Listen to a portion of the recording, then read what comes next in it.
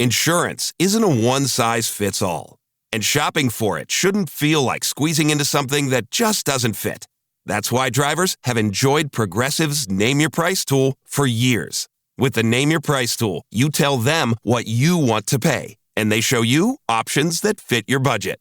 Enough hunting for discounts, trying to calculate rates, and tinkering with coverages. Maybe you're picking out your very first policy.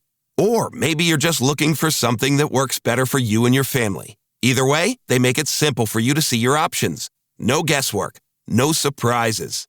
Ready to see how easy and fun shopping for car insurance can be? Visit Progressive.com and give the Name Your Price tool a try. Take the stress out of shopping and find coverage that fits your life on your terms. Progressive Casualty Insurance Company and Affiliates. Price and coverage match limited by state law. If the world were like a Sleep Number mattress, everything would adapt for your comfort. Because as your life changes and your body changes, Sleep Number mattresses adapt and shift to give you personalized comfort night after night. And now everything's on sale during our Memorial Day event. Save up to $1,200 on mattresses for a limited time. To experience a whole new world of comfort, visit a Sleep Number store or go to sleepnumber.com. Sleep Number, to a good life sleep.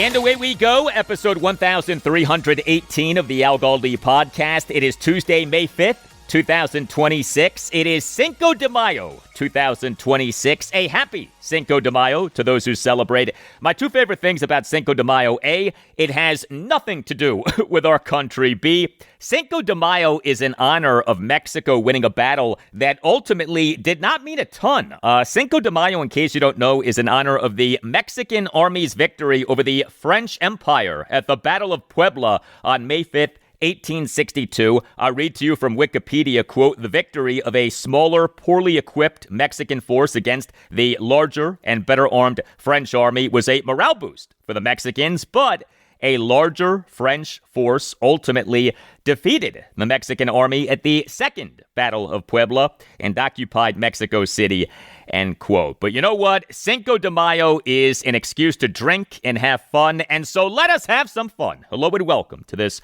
Tuesday installment of the Al Galdi podcast. Well, we on Monday's show, episode 1317, spoke with legendary Ohio State football and men's basketball radio play-by-play announcer Paul Keels about the many reasons to be excited about the Washington Commanders having taken Ohio State linebacker Sonny Styles with the number 7 overall pick in the 2026 NFL Draft. Next segment, we'll speak with another legendary voice, legendary Penn State radio play-by-play announcer Steve Jones, about running back Kaytron Allen, who Washington took in the 6th round of the draft out of Penn State. Kaytron Allen, the man known as Fat Man. Lots of good intel on Fat Man coming up from Steve Jones, who has been the radio voice of Penn State football since January 2000 and has been the radio voice of Penn State men's basketball since November 1982. It was 14 years ago that the Redskins took running back Alfred Morris in the 6th round of the 2012 NFL Draft. That proved to be a home run pick. What about running back Kaytron Allen, Fat Man Allen, in the 6th round of the 2026 NFL Draft? And also on the show, I'll talk Baltimore Orioles, who now have lost 5 consecutive games and 13 of 19 games, a 12-1 loss at the New York Yankees on Monday night to complete a 4-game sweep in which the O's got outscored 39-10, total annihilation. The O's in this series got brutalized. Before we get to feedback, the Washington Nationals, no game for them on Monday, but they late Monday morning announced that relief pitcher Cionel Perez is gone from the organization. On Monday's show, discussed how Perez, in the Nats' 6-1 loss to the Milwaukee Brewers at Nationals Park this past Friday evening, tossed 2 scoreless innings while on waivers. The Nats on Saturday afternoon announced that Perez had cleared outright waivers and had been assigned outright to AAA Rochester. Well, the Nats late Monday morning announced, quote, "As a player with at least 5 years of Major League service, Cionel Perez had the option to declare free agency in lieu of accepting his outright assignment. Perez has declared free agency," end quote. Also, as we prepare for our chat with Steve Jones next segment. A salute to another legendary radio play-by-play announcer, John Sterling. We on Monday morning learned that John Sterling had died. He was 87, is best known as the radio play-by-play announcer for the Yankees. He called 5,426 Yankees regular season games and 225 Yankees postseason games over the 1989 through 2024 seasons. He joined the Yankees broadcast team in 1989 off working for Atlanta's WTBS TV and WSB Radio as he called both Atlanta Braves games for the 1982 through 1987 seasons and Atlanta Hawks games for the 1981-1982 through 1988-1989 seasons. And he called games for other teams. My all-time favorite John Sterling call came from his time calling games for the Braves. July 4th, 1985, and July 5th, 1985. The New York Mets won at the Atlanta Braves 16-13 in 19 innings. The game lasted for 6 hours and 10 minutes, and that doesn't include 2 rain delays. The game ended at 3:55 a.m. Eastern on July 5th, 1985, and the game is known as the Rick Camp game, as Braves reliever Rick Camp incredibly hit a 2-out solo homer on an 0-2 pitch in the bottom of the 18th to tie the game at 11. Here was the call of the home run. John Sterling and analyst Ernie Johnson on WTBS. It'll be an 0-2 pitch. And he is at the deep left. Heat goes back. It is gone. Holy cow. Oh, my goodness. I don't believe it. I don't believe it. Rick Camp. Rick Camp. I don't believe it. Remember what I just said. If he hits a home run, that certifies this game as the wackiest, wildest, most improbable game in history. On an 0-2 pitch, Rick Camp hit it over the left center field wall. I don't believe it. If you only knew on the Braves, we kid Rick Camp about his hitting more than anything. Ernie. Nobody can believe it. Camp makes it 11-11, his first Major League homer. I mean, that is the most improbable act. Let's see it again, Ernie. We got to look at this another 50 times. That goes heap. It's out of here. And it hit the football bleachers. I mean, if you told me that John Sterling's going to run for president and win, that wouldn't be any more improbable. And I got to tell you, that's improbable. Unbelievable.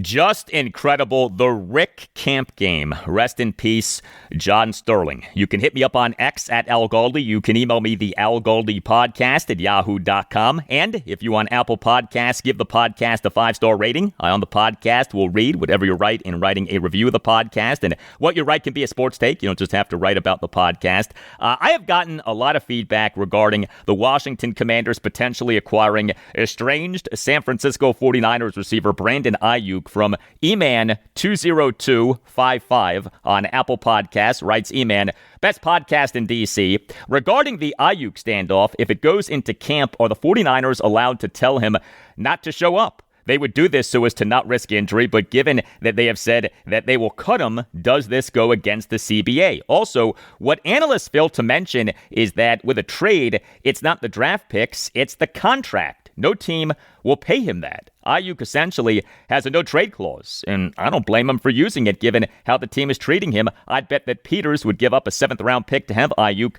for the offseason program. Thank you very much for that, E-Man. So what the Niners have said about Brandon Aiyuk is a little confusing. We this past January 21st had a joint season-ending press conference for Niners head coach and former Redskins offensive coordinator Kyle Shanahan and Niners president of football operations / general manager John Lynch. Lynch during that presser said of Aiyuk, quote, I think it's safe to say that he has played his last snap with the Niners, end quote. But Niners principal owner Jed York, he during a session with reporters on March 30th in Phoenix at the NFL's annual league meeting, suggested that the team might keep Aiyuk. The Niners clearly want to trade Aiyuk and get something back for him. Now, regarding a potential trade, yes, his contract is an impediment, but what's possible is the Niners allowing a team to negotiate a new contract with Aiyuk prior to trading him to that team. I don't know how likely that is, but the Niners, in theory, could allow Washington to negotiate a new contract with Aiyuk before executing a trade with Washington involving Aiyuk. I do think that there would be value in Washington, if it wants Aiyuk, having him for OTA practices and training camp as opposed to waiting for the Niners to release him, because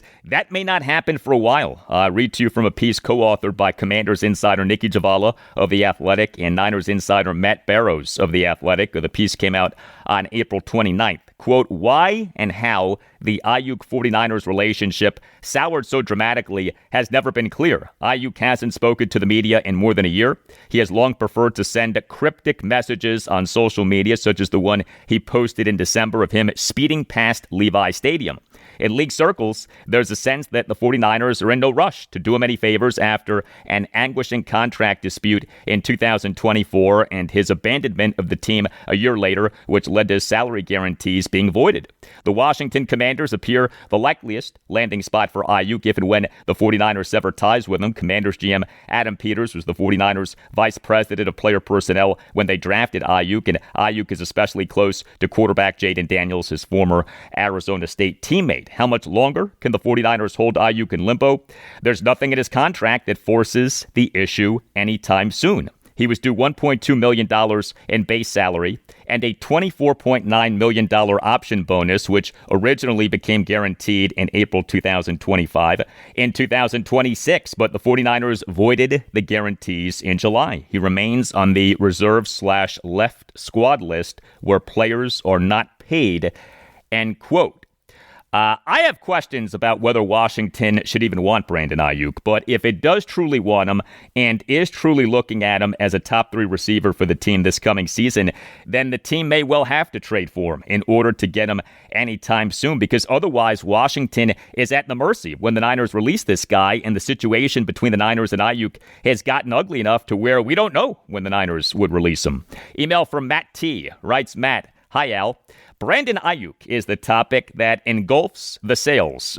We need to acknowledge that he was a top 10 receiver in 2023. We need to acknowledge that he has links to our team via JD5 and AP.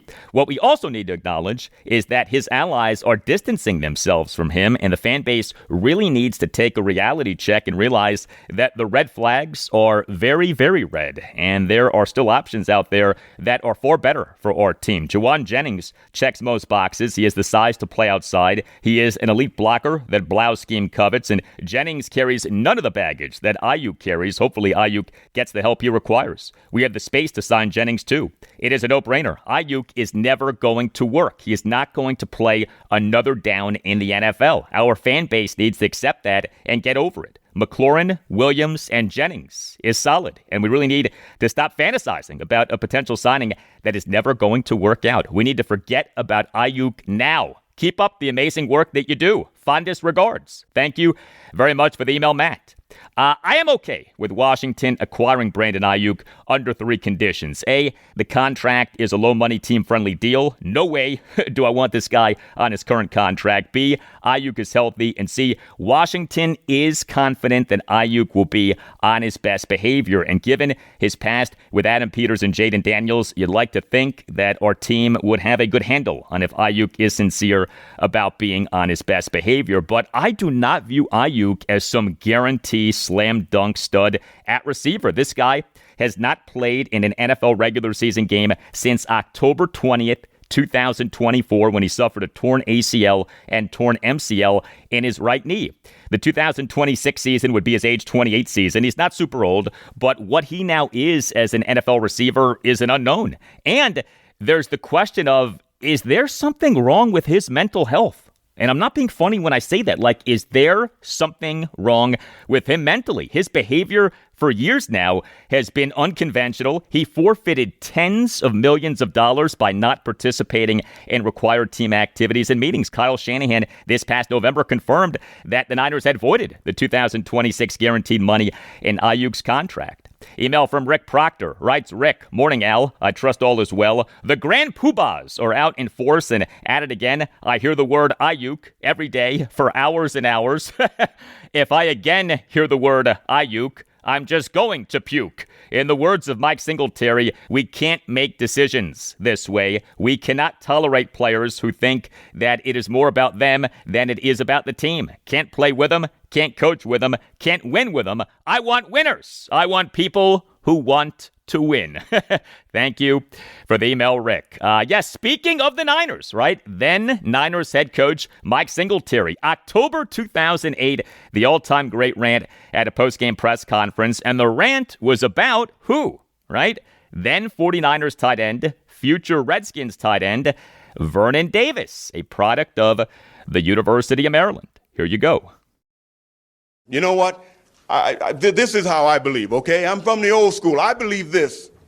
I would rather play with 10 people and just get penalized all the way until we got to do something else, rather than play with 11 when I know that right now that person is not sold out to be a part of this team. It is more about them than it is about the team. I cannot play with them, cannot win with them, cannot coach with them, can't do it. I want winners. I want people that want to win. Yeah, we all want people who want to win. And yeah, the Brandon Aiyuk saga continues and may continue for a while. Here was NFL insider Ian Rappaport of NFL Network on the Pat McAfee Show this past Wednesday afternoon on where we are in the saga. And let's go to the San Francisco 49ers and Brandon Aiyuk. What is going on there? You know, because Lynch was basically like, we don't have to do anything, it sounded like. But everybody's expecting them to move on from Aiyuk. How do you kind of see this whole thing working out? This is like kind of weird. What I thought of is like, you know, when you're like young and you're like in high school and you're talking to someone on the phone, let's say a girl on the phone, and you're kind of like, all right, hang up. No, you hang up. No, you hang up. Kind of like that, You know? That's like what this is like. Because I think the 49ers are kind of like, well, just trade for him, right? I mean, he's got no guaranteed money left. He's due a big number, 27 or something like that. But he's got no guaranteed money left because he stopped showing up for rehab last year and they took his guaranteed money away. And then if you're a team like, let's say, the Commanders, you're like, who have interest, you're like, well, just cut him. You're going to cut him anyway. And the Niners are like, well, we're not going to cut him. You got to trade for him. And then the Commanders are like, no, you're not. Just cut him. And that's where we are. And so it's like kind of like a funny little, talk about source off. This is like a standoff. And so he's just kind of like waiting and like, all right, what are we going to do? And then one of those things will happen. I just don't know who's going to blink first. And what's the trade going to have to be for? Like a 7th or a 6th or a 5th? Because it feels nothing. Yeah. And then he would have to redo. The reason why Aiyuk would have to be involved is the Commanders wouldn't take on his huge contract. They'd pay him a lot less. And then he'd be able to capitalize like in other ways, or it'd be a 1-year deal, whatever it is. But he'd have to adjust his contract. So that goes to a 1-year, $15 million deal. I mean, that would be a lot, but my guess is it'd be less. But yes, like something like that. He'd have to adjust his contract to do the deal.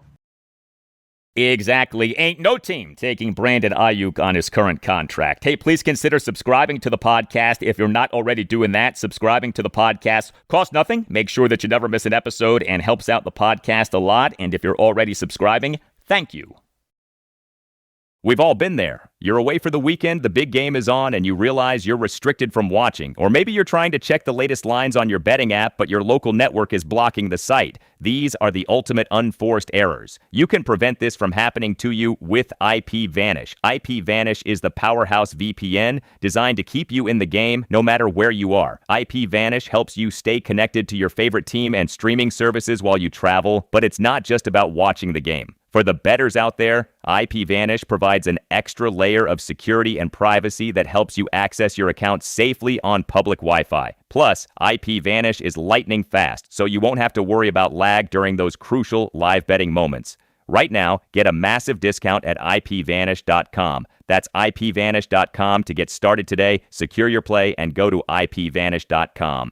Big thanks to our sponsor, BetterHelp, for partnering with us for this important conversation about mental health. This is Steve Smith here, former NFL wide receiver and host of the 89 show on YouTube. So having a counselor and working with BetterHelp, that gives you an opportunity to really start to unpack. But people don't understand, when you unpack things, you also open up a box that you're not always sure what's inside. So I think that's why seeing a professional is extremely important. If you need someone to open up to, visit BetterHelp. That's betterhelp.com/89 to get started.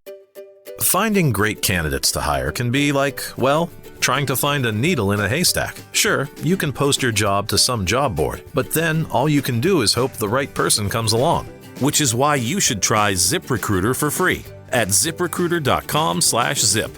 ZipRecruiter doesn't depend on candidates finding you. It finds them for you. Its powerful technology identifies people with the right experience and actively invites them to apply to your job. You get qualified candidates fast. So while other companies might deliver a lot of hay, ZipRecruiter finds you what you're looking for. The needle in the haystack. See why 4 out of 5 employers who post a job on ZipRecruiter get a quality candidate within the first day. ZipRecruiter, the smartest way to hire. And right now, you can try ZipRecruiter for free. That's right, free at ZipRecruiter.com/zip. That's ZipRecruiter.com/zip. ZipRecruiter.com/zip.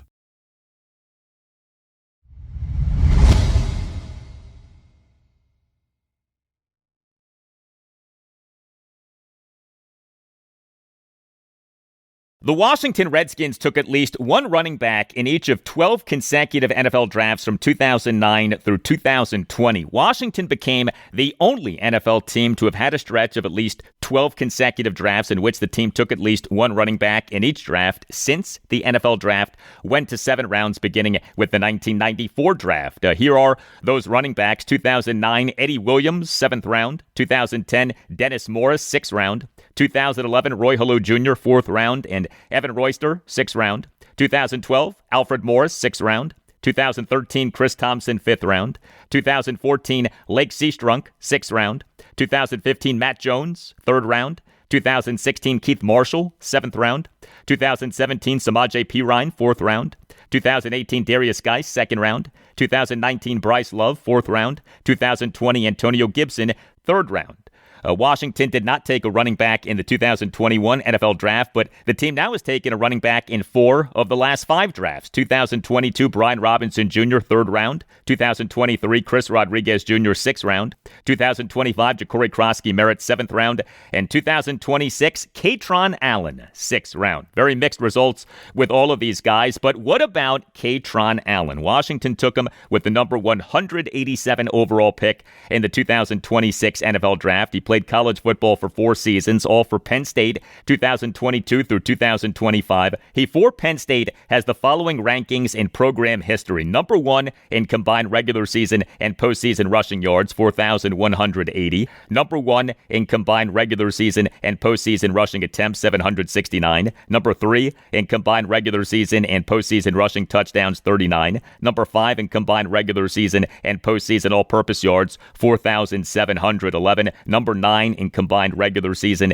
and postseason 100-yard rushing games, 13. Allen, for the 2025 regular season, registered the following grades per Pro Football Focus, and PFF grades are on a scale of 0 to 100. 60 is average. Overall grade of 89.5. Rushing grade of 91.3. And maybe best of all, his nickname is Fat Man. Kaytron Allen, on the day on which he was drafted, April 25th, did a virtual session with reporters. So during that session, had this exchange between Commanders insider David Harrison of WUSA9.com and Allen. Kaytron, can you talk about your nickname, and do you prefer to go by your nickname, or do you prefer Kaytron? I prefer Fat Man. That's my nickname my mom gave me when I was a Jet. I was a fat baby, and everybody in the town called me Fat Man, and hopefully I keep it going in Washington. They call me Fat Man, and when I score, all you hear is fat. You feel me? It's gonna be something. It's gonna be special, man. I can't wait. So Kaytron Allen actually prefers to be called Fat Man and not Kaytron. It is a pleasure to welcome to the Al Galdi podcast legendary Penn State radio play-by-play announcer Steve Jones. He has been the radio voice of Penn State football since January 2000. He has been the radio voice of Penn State men's basketball since November 1982. He is the host of the Steve Jones Show, weekday afternoons from 1 to 3 on News Radio 1070 WKOK, and he graduated from Penn State in 1980. Here is a sampling of the work of Steve Jones. This was Steve calling a 19-yard fourth quarter run by Kaytron Allen in Penn State's 30-24 double overtime home loss to Oregon this past September 27th. The highlight courtesy of the Penn State Sports Network. Here you go. Kaytron Allen, left side, first down and more, down the far side, 40, cuts 45, 50, breaks a tackle into the 47-yard line of Oregon. Longest run of the night for the Nittany Lions. All right, good stuff. Hey, Steve, how are you? It is great to be with you. Thanks for having me. We get a chance to talk about Fat Man. Yeah, what do you make of that nickname, which Kaytron Allen seems to really like? Well, we don't even go to Fat Man. Everybody just calls him Fat, right? I mean, it came up. It was done in high school, right? Junior high, high school. I remember when he signed with Penn State. Jaywan Sider was the running backs coach here, and they had already signed Nick Singleton, and he was the next guy up. And Jaywan said, "I'll tell you, Fat can really play." And I said, "Fat?" He says, "Yeah, we call him Fat Man." I'm like, "Okay." You think about this. Penn State's going into its 140th season of football. You think about the great running backs that have been here. Lenny Moore, right? John Capoletti, who won the Heisman Trophy, Kajana Carter, Saquon Barkley, Evan Royce, who was with Washington for a period, Franco Harris, more yards than Lydell Mitchell. I mean, more yards than anybody in the history of this program. And he did it through 4 years of hard work. The key for him this past season, quite simply, was this. He stayed healthy. And that was because he'd had so many off seasons where he was banged up, he couldn't get a lot of work in, and he played at about 229 his junior year. Well, this past year, he stayed healthy the entire time, went through all the winter workouts, went through all the spring practices, and got his weight down to about 218. Well, that gave him more quickness to the edge to make plays while still maintaining his power to operate inside. Now, I think that, for Anthony Lynn, I know I talked to Anthony maybe 2.5, 3 weeks ago because his son is the defensive coordinator here at Penn State, Dan Lynn. And so, I know they're thrilled to get him. Kaytron Allen getting banged up some during his collegiate career, was that a function of his physical running style? Oh, there's no question. I mean, you're doing all the dirty work between the tackles like he does. But what makes him outstanding between the tackles, his vision is outstanding. He brings with him, Al, a great jump cut. And you cannot execute a great jump cut unless, A, you have great feet to do it. But you have the vision as to where you're cutting to. You have to have a purpose with your, I'm not just running into traffic and then jumping into somebody else. When he goes in there and it's there and he makes that jump cut, that's because he has the vision to see where he's cutting to. And that's where I think he has made great strides. His vision's outstanding. But this year he did a better job of getting to the edge. Now, will he have, take the top off speed? No. In fact, I'll be honest with you. I don't know what his 40 time is. I don't even know if he ever ran a 40 here. I know in the combine he didn't, and I know in pro day he didn't.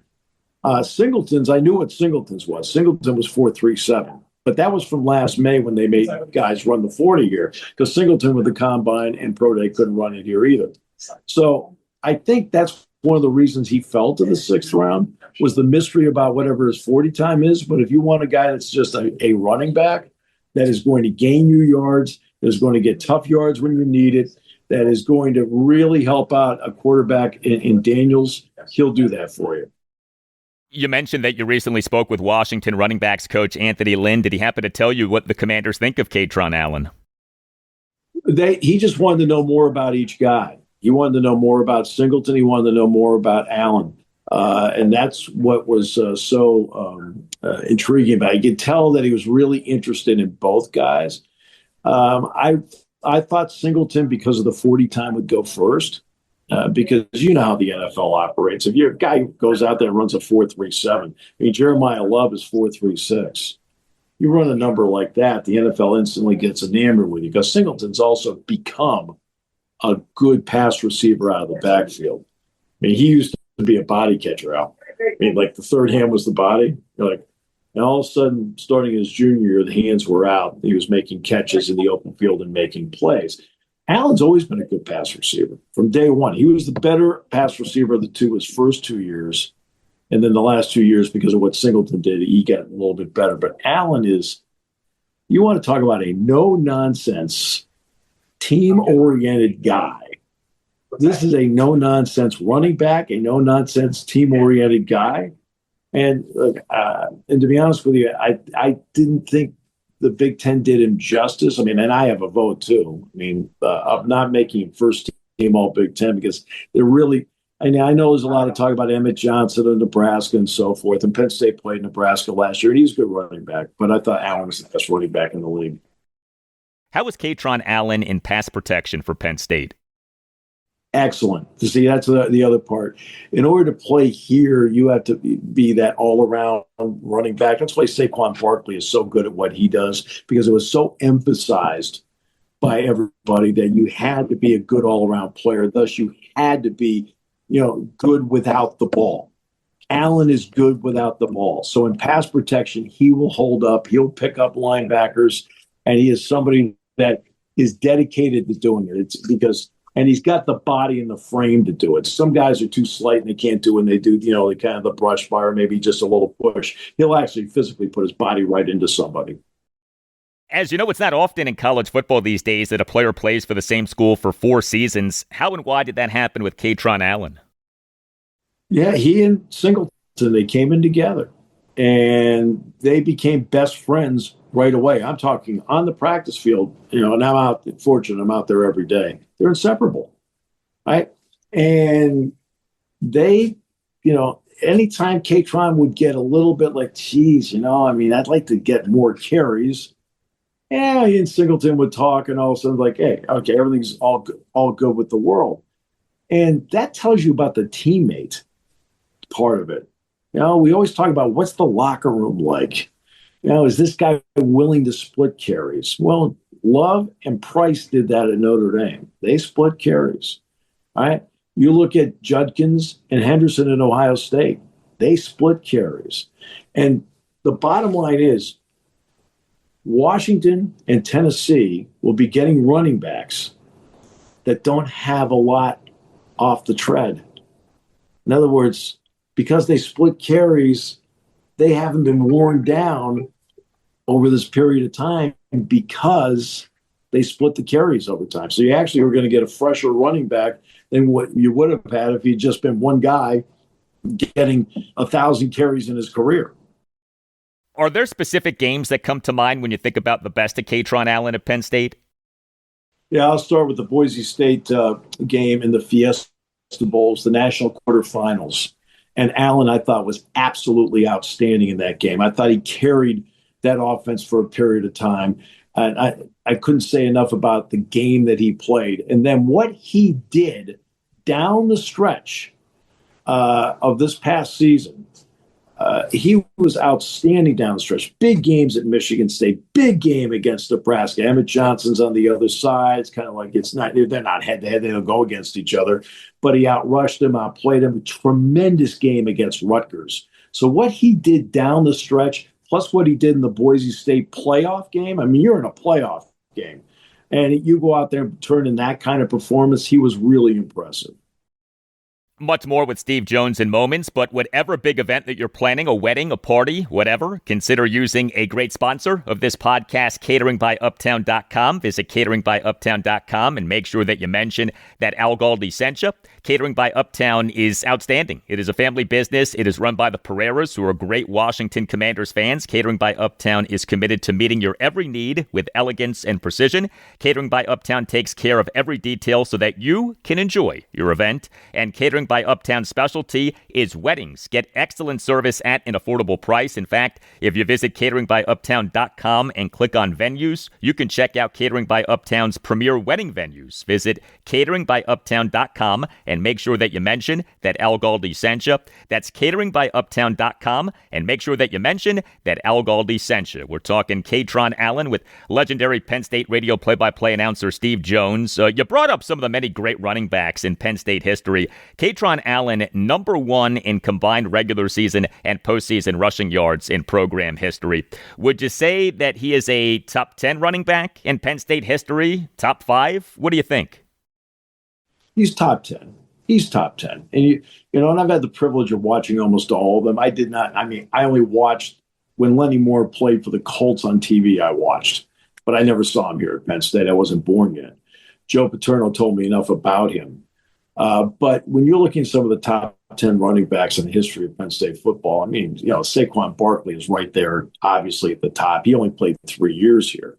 But you look at Kajana Carter, who was a first overall pick in the draft. You look at Blair Thomas, who was a second overall pick in the draft. And, you go all the way back to Franco Harris and Lydell Mitchell. John Cappelletti won a Heisman Trophy here at Penn State. Kaytron Allen's name is with them. So I wouldn't put him top 5. I'd have put him top 10. And they're all different styles of guys. There's nobody I've seen here at Penn State that had, when I talked about the jump cut earlier, there's no question. He's number one in that. I've never seen a Penn State back have that kind of jump cut. Other guys, Cappelletti was great at running the counter. Barkley could you see he does everything, including hurdling people. He's hurdling people when he was here and never fumbled. And that was the other part about Kaytron Allen. Kaytron Allen does not fumble the football. So many variables to how a player will do in the NFL, but it sounds like Kaytron Allen has a skill set that should translate to the NFL.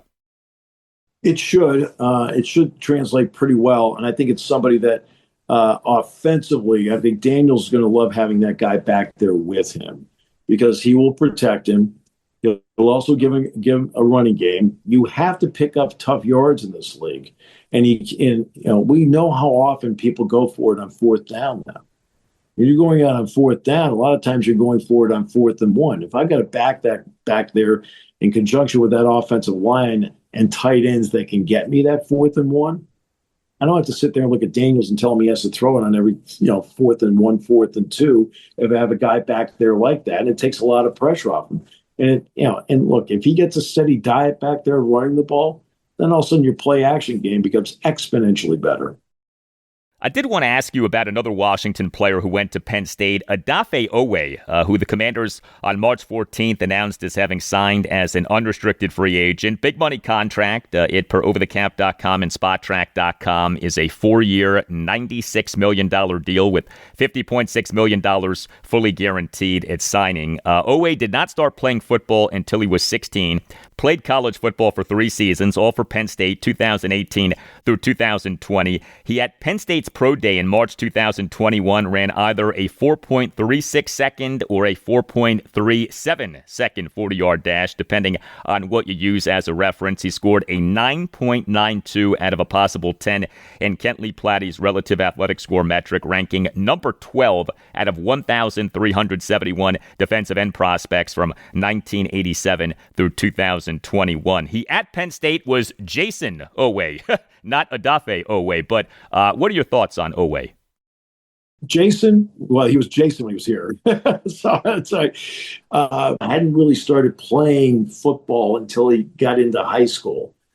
And then you see the size, and you see the athleticism, and you see the length, and then you see the speed. I mean, when he and Micah Parsons, I was at the Pro Day, when Parsons and Oweh ran their 40s, and they were that far apart. You're talking about, I said, I knew Parsons would run a time. Well, you got to be kidding me.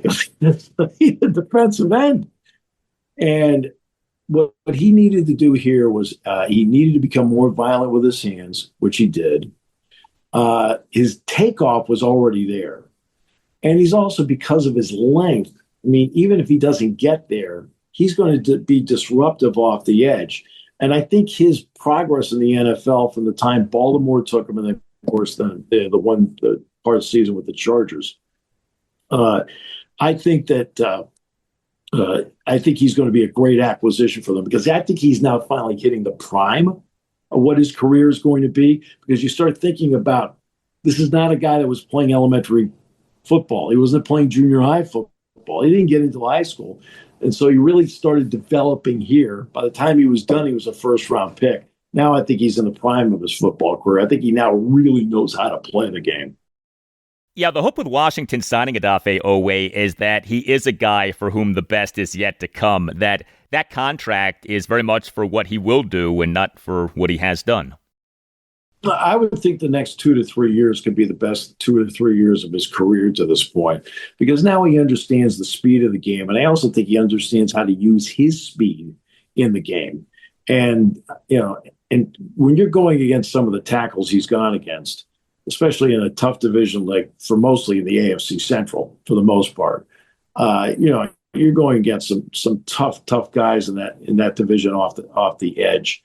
And I think he's learned a lot in doing that. And I thought his last couple of years in Baltimore, he played pretty well. I was really surprised that he ended up with the Chargers.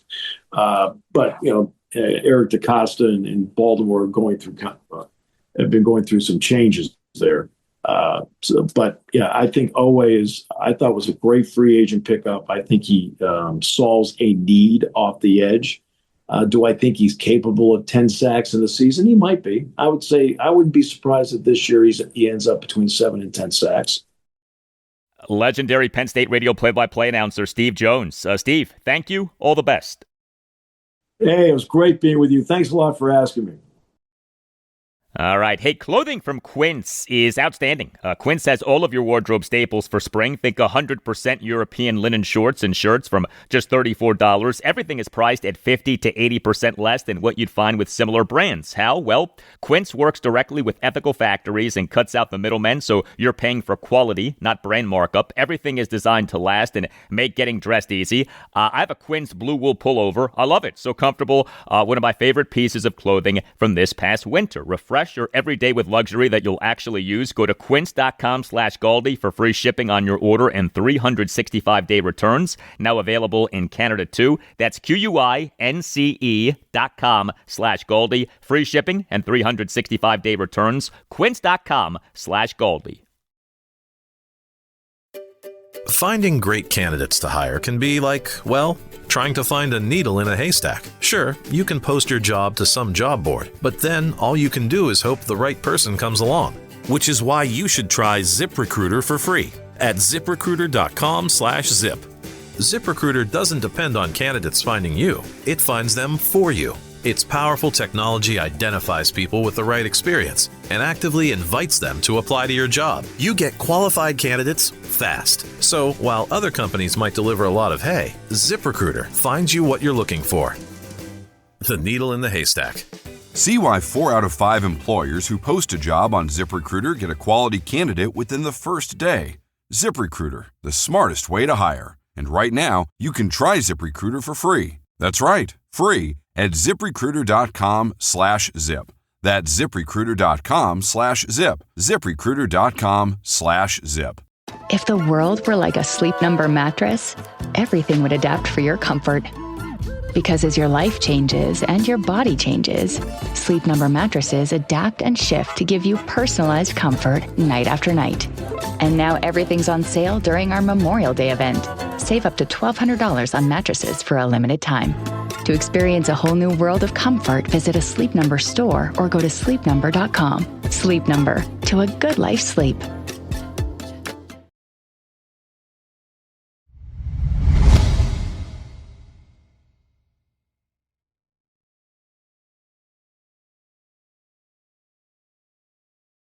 This episode of the podcast is for May 5th, 2026, the 5-year anniversary of John Means throwing a no-hitter for the Baltimore Orioles. May 5th, 2021, a 6-0 Orioles win at the Seattle Mariners. John Means threw a no-hitter. He allowed no hits and also no walks in a complete game shutout that featured 12 strikeouts. The only thing that kept the performance from being a perfect game was Sam Haggerty reaching first base on a strikeout on a swing and miss on a wild pitch by Means with one out in the top of the third, but catcher Pedro Severino threw out Haggerty on an attempted steal of second base for the second out in that inning. Well, here we are now 5 years after the John Means no-hitter, and the Orioles starting pitching has been a huge disappointment, as the O's overall right now are a huge disappointment.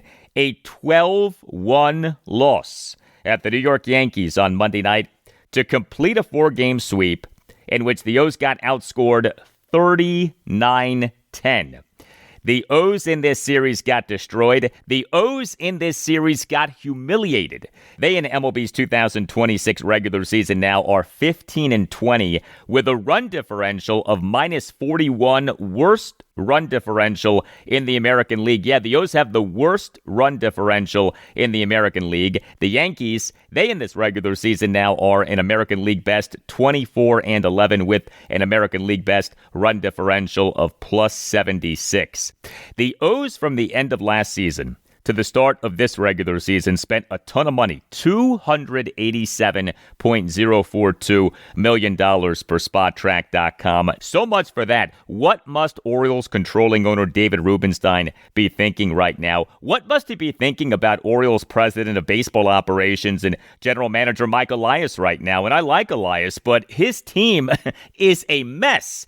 And yes, the O's have a number of key guys on injured lists. Third baseman / second baseman Jordan Westburg, second baseman Jackson Holliday, first baseman Ryan Mountcastle, outfielder Heston Kjerstad, starting pitchers Trevor Rogers, Dean Kramer, and Zach Eflin, relief pitchers Ryan Helsley, Felix Bautista, Yaramil Geraldo, and Colin Selby. Each of those guys is on an injured list right now. And during O's manager Craig Albernaz's pregame session with reporters on Monday, got really bad news on Jordan Westburg. He has been shut down, this due to discomfort in his right elbow after increasing the intensity of his throwing progression. Westburg is on the 60-day injured list. He is yet to play in this regular season due to a partial UCL tear in his right elbow, an injury for which he received a platelet-rich plasma PRP injection, but the PRP injection may not have done the job. He may need UCL surgery. So yes, the O's have been hammered by injury, third consecutive season in which the O's have been hammered by injury. But as with the 2025 Washington Commanders and as with the 2025 Orioles, injuries do not excuse everything. The Orioles' biggest problem remains their starting pitching. Shane Baz, he in this 12-1 loss at the Yankees on Monday night officially allowed 6 runs, 5 earned, in 5 2/3 innings. He gave up 5 hits, which were a home run, 2 doubles, and 2 singles. He issued a whopping 5 walks, one of which was intentional. He issued a wild pitch. He recorded 4 strikeouts. He threw 96 pitches, just 54 strikes versus 42 balls. So Baz in the bottom of the first allowed 2 runs. He gave up a full count opposite field, 2-run homer by Aaron Judge to right center field for a 2-0 Yankees lead.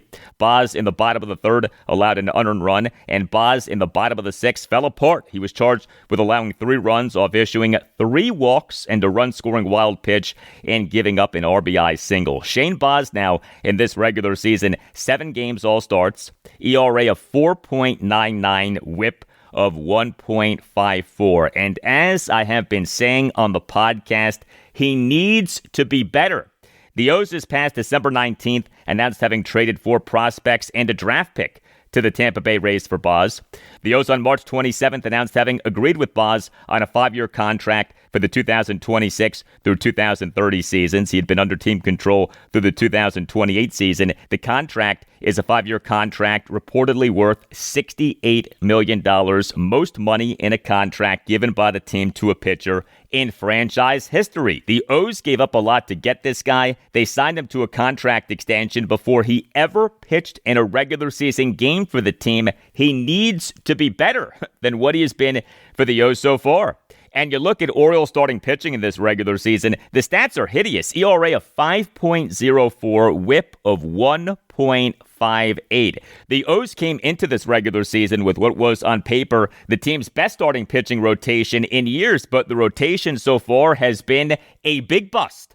The Orioles relief pitching in this 12-1 loss at the Yankees on Monday night, bad. 3 Orioles relievers and a position player, infielder/outfielder Weston Wilson, officially combined to allow 6 runs in 2 1/3 innings. Yadier Cano officially tossed 2/3 of a scoreless inning, but he to the first batter he faced gave up a 2-out RBI double by Jose Caballero off the left field wall on an 0-2 pitch for a 6-1 Yankees lead in their 3-run sixth.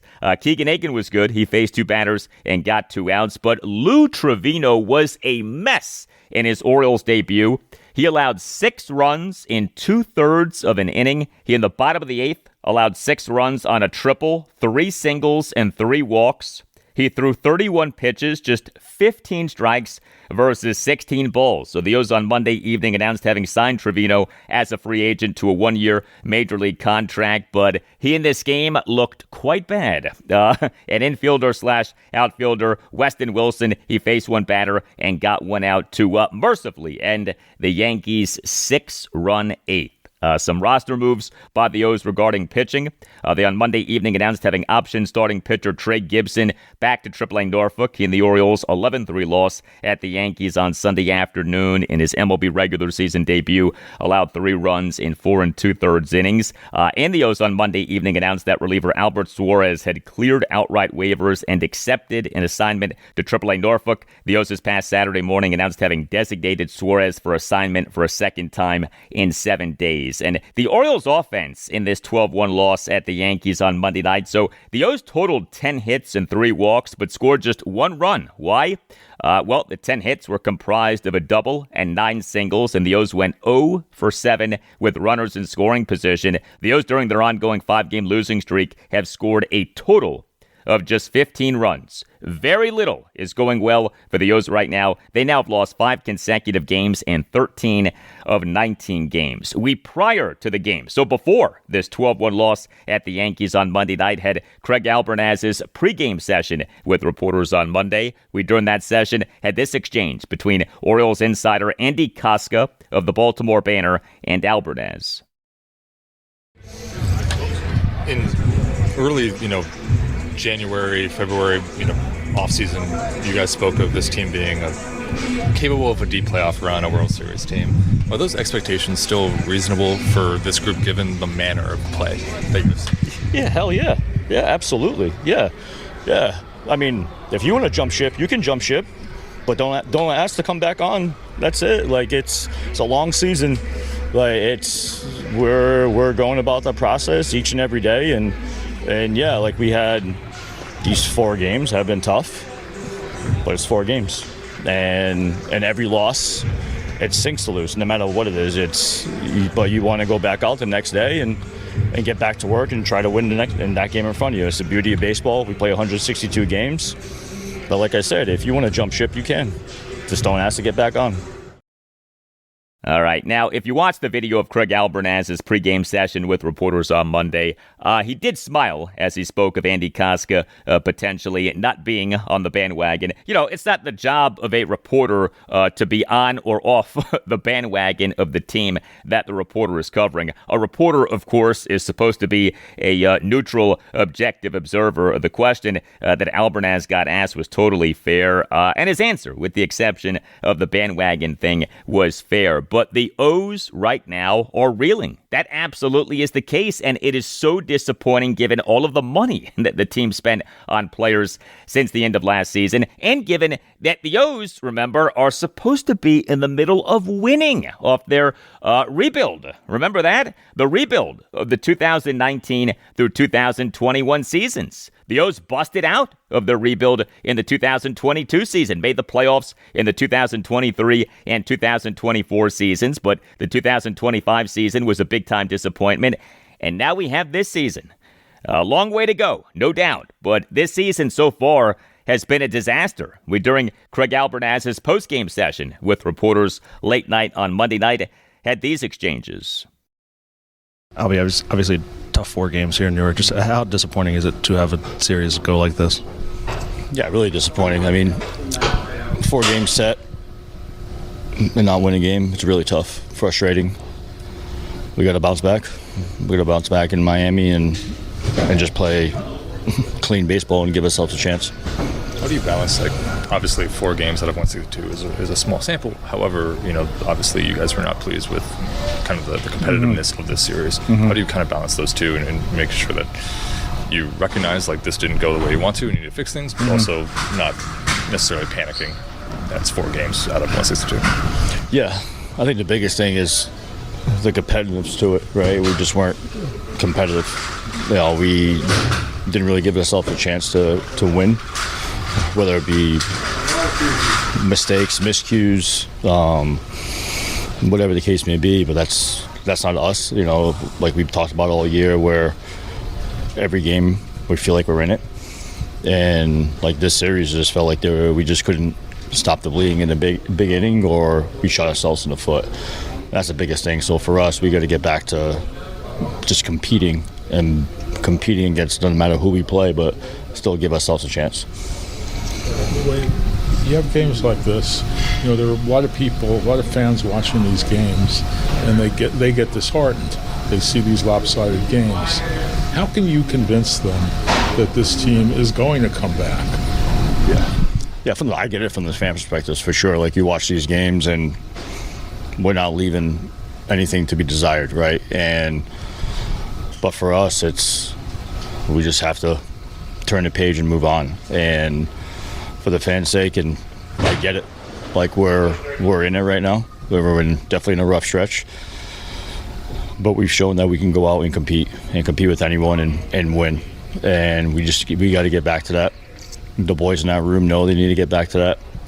And for us, it's the basics, right? And I think all great teams, great players, they don't get bored with the basics. And that's just clean baseball, fundamental baseball, taking great at-bats, pitchers making great pitches, being competitive in the strike zone, and all those little things, the test of time in baseball, it's still reigns true today. So for us, we just have to get back to being competitive and playing clean, fundamental baseball. You said something yesterday, something to the effect of kind of what team do you want to be? Is it your hope that on the flight to Miami and then maybe before the game tomorrow that there are maybe some conversations in that clubhouse amongst the guys about kind of that exact question? Yeah, and those conversations are always happening, and that's a credit to those guys in that room. Like, they're not even, I wouldn't say even close to giving up, but to them, they're ready to turn the page and head out there. And that's something where we've been preaching since day one. Because every day you show up is day one. And that mindset's still there. Everyone is still having conversations, even in the 9th inning, even though we're down 10. Everyone's still engaged in the game, like working at bats, and then for us, like, we just have to bring that same mindset just from pitch one. All right, next up for the O's is the 3-game series at the Miami Marlins. Game 1 Tuesday evening at 6:40. Chris Bassett will be the Orioles starting pitcher. Game 2 Wednesday evening at 6:40. Brandon Young will be the Orioles starting pitcher. Game 3 Thursday evening at 6:40. Cade Povich will be the Orioles starting pitcher.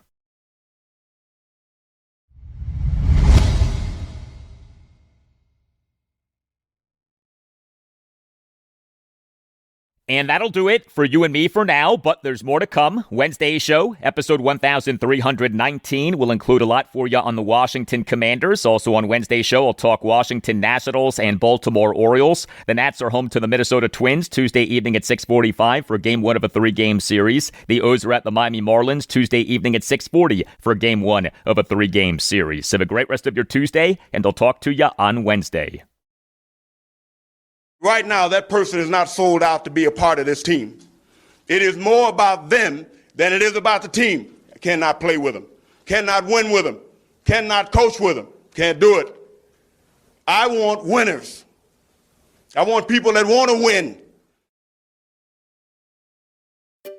Finding great candidates to hire can be like, well, trying to find a needle in a haystack. Sure, you can post your job to some job board, but then all you can do is hope the right person comes along. Which is why you should try ZipRecruiter for free at ZipRecruiter.com/zip. ZipRecruiter doesn't depend on candidates finding you. It finds them for you. Its powerful technology identifies people with the right experience and actively invites them to apply to your job. You get qualified candidates fast. So while other companies might deliver a lot of hay, ZipRecruiter finds you what you're looking for. The needle in the haystack. See why 4 out of 5 employers who post a job on ZipRecruiter get a quality candidate within the first day. ZipRecruiter, the smartest way to hire. And right now, you can try ZipRecruiter for free. That's right, free at ZipRecruiter.com/zip. That's ZipRecruiter.com/zip. ZipRecruiter.com/zip.